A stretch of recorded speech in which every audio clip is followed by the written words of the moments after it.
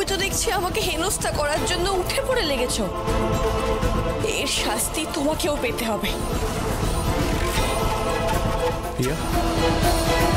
তুই সত্যি এ কাজ করেছিস?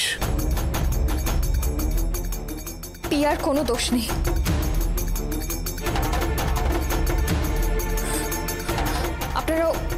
আপনারা ওকে কোনো শাস্তি দেবেন না।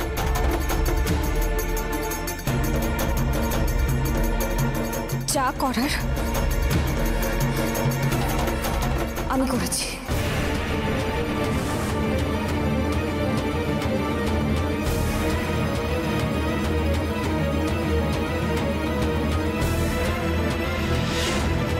তুই?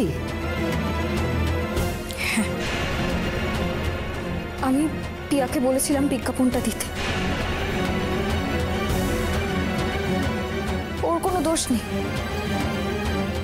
সব দোষ আমার।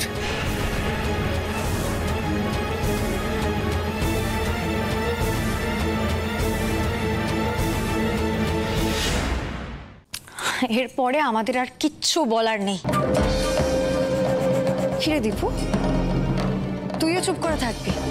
ওর আস্পর্ধা কোন জায়গায় পৌঁছেছে তুই দেখতে পারছিস?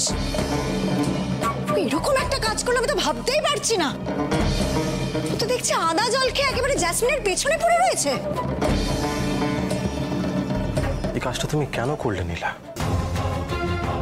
আমি ভাবতে পারছি না, আমাদের বাড়ির ছোট বউ বাড়ির অতিথিকে এইভাবে হেনস্থা করবে।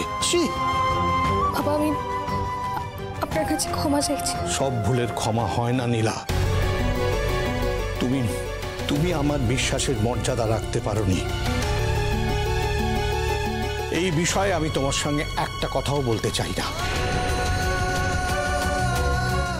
বাড়ির সকলে যা সিদ্ধান্ত নেবে নিক, কিন্তু আমি আমার সিদ্ধান্ত জানিয়ে দিচ্ছি, এই অন্যায় আমি কিছুতেই মানব না। বাবা, আমার যা বক্তব্য আমি তো জানিয়ে দিয়েছি।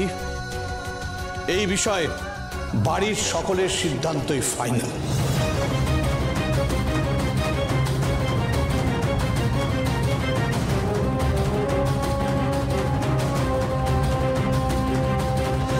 আমি কি এমন করেছি যার জন্য নীলা আমার সাথে এরকম করছে? কি করেছি আমি যার জন্য এত শত্রুতা করছে আমার সাথে? কি করেছি? মা, আমি চুপ, একদম চুপ। আমি তো তোকে সব সময় সব জায়গায় সাপোর্ট করেছি নীলা।